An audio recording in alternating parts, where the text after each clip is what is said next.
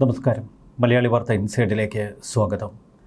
കണ്ഠരര് രാജീവർ അറസ്റ്റിലാകുമ്പോൾ നടുങ്ങി നിൽക്കുന്നത് അയ്യപ്പ വിശ്വാസികളാണ്.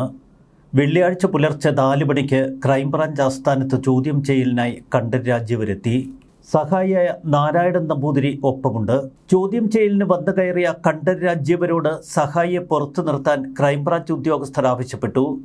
തുടർന്ന് ക്രൈംബ്രാഞ്ച് മേധാവി എച്ച് വെങ്കടേഷിന്റെ നേതൃത്വത്തിൽ ചോദ്യം ചെയ്യൽ ആരംഭിച്ചു. ഒടുവിൽ വെള്ളിയാഴ്ച ഉച്ചകഴിഞ്ഞ് 3 മണിക്ക് കണ്ഠരര് രാജീവർ അറസ്റ്റിലാകുമ്പോൾ വലിയ ചോദ്യങ്ങളാണ് കേരളത്തിൽ ഉയരുന്നത്. ശബരിമല തന്ത്രിസ്ഥാനത്ത് കർമ്മമനുഷ്ഠിക്കുന്നവർ 2 പേരാണ്, കണ്ഠരര് മോഹനരും കണ്ഠരര് രാജീവരും. ഇവർ ഓരോ വർഷം ഇടവിട്ട് ശബരിമലയുടെ ഉത്തരവാദിത്വം വഹിക്കുന്നു. ദൈവതുല്യരായ പലരും ഈ കേസിൽ വീഴുമെന്ന് നേരത്തെ ദേവസ്വം ബോർഡ് പ്രസിഡന്റായിരുന്ന എ പത്മകുമാർ മൊഴി നൽകിയിരുന്നു. അതിന് സമാനമാണ് ഇപ്പോഴത്തെ സംഭവ വികാസങ്ങൾ. കണ്ഠരര് രാജീവർ അറസ്റ്റിലാകുമ്പോൾ കണ്ഠരര് മോഹനരിലേക്കും ചില സംശയങ്ങൾ ഉയരുന്നു. 2018 വരെ ശബരിമല ശ്രീകോവിലിൽ കയറ്റില്ലായിരുന്നു കണ്ഠരര് മോഹനരെ. ശബരിമല ക്ഷേത്രത്തിലെ തന്ത്രി കണ്ഠരര് മോഹനര് നിരവധി വിവാദങ്ങളിൽപ്പെട്ടുഴലിയ ഒരു കഥാപാത്രമായിരുന്നു. ശബരിമല താന്ത്രികാവകാശം ഇപ്പോൾ കൊണ്ടു നടക്കുന്ന താഴ്മൺ കുടുംബത്തിലെ പ്രധാനികളിൽ ഒരാളാണ് മോഹനർ. കണ്ഠരര് മോഹനർക്കെതിരെ ഒരിക്കൽ സ്വന്തം അമ്മ തന്നെ നൽകിയ ഒരു പരാതി, ആ പരാതി പൂർണ്ണമായും കേരളത്തെ നടുക്കിക്കളഞ്ഞിരുന്നു. മോഹനരും ഭാര്യയും ചേർന്ന് ലക്ഷക്കണക്കിന് രൂപയും കാറും തട്ടിയെടുത്തു എന്നായിരുന്നു മോഹനരുടെ സ്വന്തം അമ്മ നൽകിയ പരാതി. അമ്മയായി ദേവകി അന്തർജനം ഹൈക്കോടതിയിൽ നൽകിയ ഒരു ഹർജിയിൽ വളരെ ഗുരുതരമായ കുറ്റപ്പെടുത്തലുകളാണ് കണ്ഠരര് മോഹനർക്കെതിരെ അന്ന് നടത്തിയത്. ശബരിമല മുഖ്യതന്ത്രിയായിരുന്ന കണ്ഠരര് മഹേശ്വരരുടെ ഭാര്യയാണ് ദേവകി അന്തർജനം. തന്റെ പേരിലുള്ള ബാങ്ക് അക്കൗണ്ടിൽ നിന്നും 41 ലക്ഷം രൂപ മോഹനര് തട്ടിയെടുത്തു എന്നാണ് അമ്മ പരാതി നൽകിയത്. തനിക്ക് പ്രായമായതുകൊണ്ട് ബാങ്ക് ഇടപാടുകൾക്ക് മകനെ ചുമതലപ്പെടുത്തി. എന്നാൽ ആ സാഹചര്യം ദുരുപയോഗപ്പെടുത്തി തന്നെ ചതിക്കുകയായിരുന്നുവെന്ന് മകനെക്കുറിച്ചെഴുതിയ പരാതിയിൽ അമ്മ തുറന്നു പറയുന്നു. ദേവകി അന്തർജനത്തിൻ്റെ പേരിലുണ്ടായിരുന്ന ഇന്നോവ കാറും അമ്മയറിയാതെ മറ്റൊരാൾക്ക് മോഹനർ മറിച്ചുവിറ്റു. തൻ്റെ ഉടമസ്ഥതയിലുള്ള ഭൂമിയിൽ ഭർത്താവിൻ്റെ, അതായത് കണ്ഠരര് മഹേശ്വരരുടെ ശവസംസ്കാര ചടങ്ങുകൾ നടത്താൻ മോഹനരും ഭാര്യയും അനുവദിച്ചില്ല എന്നും അമ്മ പരാതിയിൽ പറഞ്ഞിരുന്നു. ശബരിമല തന്ത്രി പരമ്പരയിൽ മുമ്പനാണ് കണ്ഠരര് മോഹനര്. 2006 ജൂലൈ 23 കണ്ഠരര് മോഹനരെ കുടുക്കിയ ഒരു ബ്ലാക്ക് മെയിൽ കേസ്. കേരളത്തിലെ കുപ്രസിദ്ധ കുറ്റവാളിയായ ശോഭ ജോണും സംഘവുമായിരുന്നു അന്ന് ബ്ലാക്ക് മെയിലിങ്ങിന് പിന്നിൽ കളിച്ചത്. കാസർഗോഡ് സ്വദേശി ബെച്ചു റഹ്മാനും ഈ സംഘത്തിനൊപ്പം ചേർന്നു. ശോഭയുടെ ഫ്ളാറ്റിലെത്തിയ മോഹനരെ കത്തിയും കളിത്തോക്കും കാണിച്ച് ഭീഷണിപ്പെടുത്തി ഒപ്പമുണ്ടായിരുന്ന സ്ത്രീക്കൊപ്പം നിർത്തി ഉടുതുണിയില്ലാതെ ഫോട്ടോ എടുപ്പിച്ചു. മോഹനരുടെ കൈവശമുണ്ടായിരുന്ന 27.5 പവൻ സ്വർണ്ണാഭരണങ്ങൾ ഈ സംഘം അപ്പോൾ തട്ടിയെടുത്തു. 20,000 രൂപയും മൊബൈൽ ഫോണും അവർ കൈക്കലാക്കി. അതിനുശേഷമാണ് ഒരു സ്ത്രീക്കൊപ്പം നഗ്നനാക്കി നിർത്തി ഫോട്ടോ എടുത്തത്. ഈ ഫോട്ടോ പത്രങ്ങൾക്ക് നൽകാതിരിക്കണമെങ്കിൽ 30 ലക്ഷം രൂപ തരണമെന്ന് പ്രതികൾ മോഹനരോട് ആവശ്യപ്പെട്ടു. പിന്നീട് ഈ കേസിൽ ശോഭയും ബെച്ചുവടക്കമുള്ള പ്രതികൾ അറസ്റ്റിലായി. ലൈംഗിക സംബന്ധമായ കേസ് ഉണ്ടായതിന് തൊട്ടുപിന്നാലെ കണ്ഠരര് മോഹനരെ തന്ത്രിസ്ഥാനത്ത് നിന്ന് നീക്കം ചെയ്തു. ശബരിമല സന്നിധാനത്ത് മോഹനര് വരുന്നത് വിലക്കി ദേവസ്വം ബോർഡ് ഉത്തരവുമിറക്കി. എന്നാൽ തന്ത്രിസ്ഥാനം ഏറ്റെടുക്കുന്ന പിതാവ് മഹേശ്വരരെ അനുഗമിച്ച് ഒരു ദിവസം മോഹനര് സന്നിധാനത്തെത്തി. ദേവസ്വം ബോർഡ് അധികൃതരും കണ്ഠരര് മഹേശ്വരരും തമ്മിൽ വലിയ തർക്കം. മോഹനരെ ശ്രീകോവിലിനുള്ളിൽ പ്രവേശിപ്പിക്കരുത് എന്ന് ദേവസ്വം ബോർഡ് കട്ടയ്ക്ക് നിന്നു. എന്നാൽ മറ്റേവരെയും പോലെ ദർശനം നടത്തി പോകാനുള്ള അവകാശം തൻ്റെ മകനുണ്ട് എന്ന് മഹേശ്വരർ അന്ന് നിലപാടെടുത്തു. ഇതേ മോഹനര് പിന്നീട് തന്ത്രിസ്ഥാനം തനിക്ക് തിരിച്ചു നൽകാൻ 1 കോടി രൂപ വാഗ്ദാനവുമായി ദേവസ്വം ബോർഡ് പ്രസിഡന്റായിരുന്ന CK ഗുപ്തനെ സമീപിക്കുന്നു. CK ഗുപ്തൻ പ്രസിഡന്റായിരുന്ന കാലത്താണ് മോഹനര് ബ്ലാക്ക് മെയിലിംഗ് കേസിൽ കുടുങ്ങുന്നത്. ലൈംഗിക വിഷയത്തിൽ പിടിക്കപ്പെട്ട ഒരാൾ എന്ന നിലയിൽ മോഹനരെ തന്ത്രിസ്ഥാനത്ത് നിന്ന് മാറ്റി നിർത്തി. ഇതോടെ ശബരിമലയിൽ യാതൊരുവിധ അവകാശങ്ങളുമില്ലാത്തയാളായി മാറി മോഹനര്.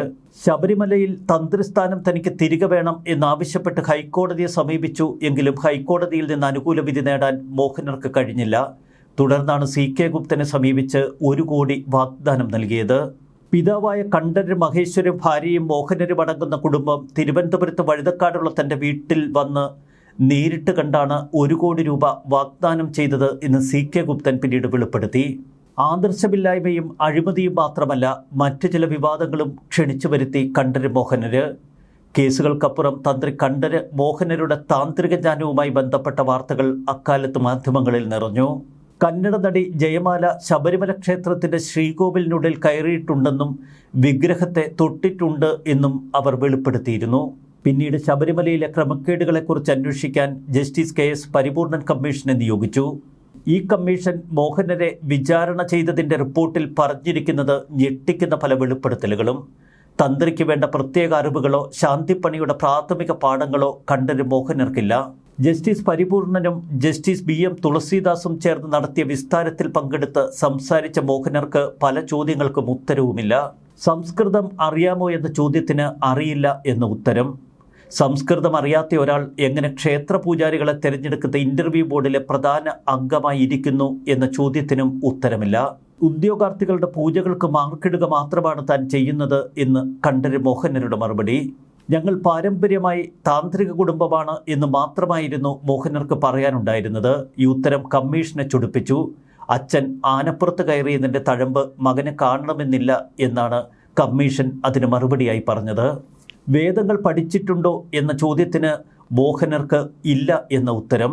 വേദമന്ത്രങ്ങളും തനിക്കറിയില്ല എന്ന് മോഹനർ സ്വയം സമ്മതിക്കുന്നു. ഭാഗ്യസൂക്തം അറിയാമോ എന്ന ചോദ്യത്തിന് മോഹനരുടെ ഉത്തരം വ്യക്തം, ഇല്ല. ഇതൊന്നും അറിയാതെ എങ്ങനെ ശബരിമലയിലെ പൂജകൾ നടത്തുന്നു എന്ന് തിരക്കിയപ്പോൾ മറ്റു ചില മന്ത്രങ്ങൾ ഉപയോഗിച്ചാണ് താൻ പൂജകൾ ചെയ്യാറുള്ളത് എന്ന് മോഹനർ വിശദീകരിക്കുന്നു. ഗണപതി ഹോമം നടത്താൻ ഭാഗ്യസൂക്തം അറിഞ്ഞിരിക്കേണ്ടതല്ലേ എന്ന് കമ്മീഷൻ ചോദിച്ചപ്പോൾ മറുപടിയൊന്നുമില്ല മോഹനർക്ക്. ഗണപതി ഭഗവാന്റെ നാളേത് എന്ന കമ്മീഷന്റെ ചോദ്യത്തിനും കമ്മീഷനെ അത്ഭുതപ്പെടുത്തി അറിയില്ല എന്ന ഉത്തരം. ശബരിമലയുടെ തന്ത്രിയായ കണ്ഠര് മോഹനർക്കെതിരെ കൂടുതൽ ചോദ്യങ്ങൾ ചോദിച്ച് ബുദ്ധിമുട്ടിക്കില്ല എന്ന് പറഞ്ഞ് ആ വിസ്താരം അവസാനിപ്പിക്കുകയായിരുന്നു ജസ്റ്റിസ് പരിപൂർണൻ കമ്മീഷൻ. ഒടുവിൽ 12 വർഷ വിലക്ക് നീക്കി 2018 കണ്ഠര് മോഹനർക്ക് ശബരിമല തന്ത്രിസ്ഥാനത്തേക്ക് തിരിച്ചു വരാനുള്ള അനുമതി കിട്ടി. ശബരിമലയിൽ നടന്ന അഷ്ടമംഗലം ദേവപ്രശ്നത്തിൽ തന്ത്രിയെ തിരികെ കൊണ്ടുവരുന്നതിൽ എതിർപ്പില്ലെന്ന് ദേവസ്വം ബോർഡ് അറിയിക്കുകയായിരുന്നു. ദേവസ്വം ബോർഡ് അനുകൂല നിലപാടെടുത്തതോടെ ശബരിമലയിൽ പൂജകൾ ചെയ്യാനുള്ള അനുവാദവും മോഹനർക്ക് തിരികെ ലഭിച്ചു. ഈ വിവാദപരമായ സംഭവങ്ങൾ അരങ്ങേറുന്നത് 2018. 2019 കൊള്ളയ്ക്ക് തൊട്ടു മുൻപുള്ള വർഷം. ഊഴമനുസരിച്ച് തന്ത്രിസ്ഥാനം മാറിവരുന്ന ശബരിമലയിൽ മോഹനരുടെ പിതൃ സഹോദരൻ്റെ മകനായ കണ്ഠര് രാജീവര് തൊട്ടടുത്ത വർഷം തന്ത്രിയായി സേവനമനുഷ്ഠിക്കും. ശബരിമല യുവതീ പ്രവേശന വിഷയം നടക്കുമ്പോൾ അന്ന് കണ്ഠര് മോഹനരായിരുന്നു ശബരിമല തന്ത്രി. അന്ന് രാഹുൽ ഈശ്വറെ പരസ്യമായി തള്ളിപ്പറഞ്ഞിരുന്നു കണ്ഠര് മോഹനര്. ഇദ്ദേഹത്തിൻ്റെ സഹോദരിയുടെ മകനാണ് രാഹുൽ ഈശ്വർ. രാഹുൽ തന്ത്രി കുടുംബമല്ലെന്നും ശബരിമലയിൽ രാഹുലിന് യാതൊരുവിധ അവകാശങ്ങളില്ലെന്നും അന്ന് കണ്ഠര് മോഹനര് പ്രഖ്യാപിച്ചിരുന്നു. ശബരിമല വിഷയത്തിൽ മോഹനർക്ക് അഭിപ്രായം പറയാൻ യോഗ്യതയില്ല എന്ന തരത്തിൽ അദ്ദേഹത്തെ പരിഹസിച്ച് BJP ബൗദ്ധിക സെൽ തലവൻ TG മോഹൻദാസ് അന്ന് രംഗത്ത് വന്നിരുന്നു. ഒരിക്കൽ തന്ത്രിയുടെ ബ്രഹ്മചര്യത്തെക്കുറിച്ച് തങ്ങൾക്കറിയാം എന്ന് പരിഹാസരൂപേണ കേരളത്തിൻ്റെ മുഖ്യമന്ത്രി പിണറായി വിജയൻ പരാമർശിച്ചതും കേരളം മറന്നിട്ടില്ല. വിവാദങ്ങളുടെ കൊടുങ്കാറ്റുയർത്തിയ തന്ത്രി കണ്ഠര് മോഹനര് ഇപ്പോഴിതാ തന്ത്രി കണ്ഠര് രാജീവര് വീഴുമ്പോൾ അത് അയ്യപ്പ വിശ്വാസികൾ കേൾക്കുന്ന ഏറ്റവും വലിയ ക്ഷതമായി മാറുന്നു. ദൈവതുല്യരായി നമ്മൾ കാണുന്ന ആളുകൾ ഇത്തരക്കാരാണോ എന്ന് ചോദിച്ചു പോകുന്നതും ഇത്തരം ചരിത്ര വസ്തുതകളുടെ പശ്ചാത്തലത്തിൽ. ന്യൂസ് ഡെസ്ക് മലയാളി വാർത്ത ഇൻസൈഡ്.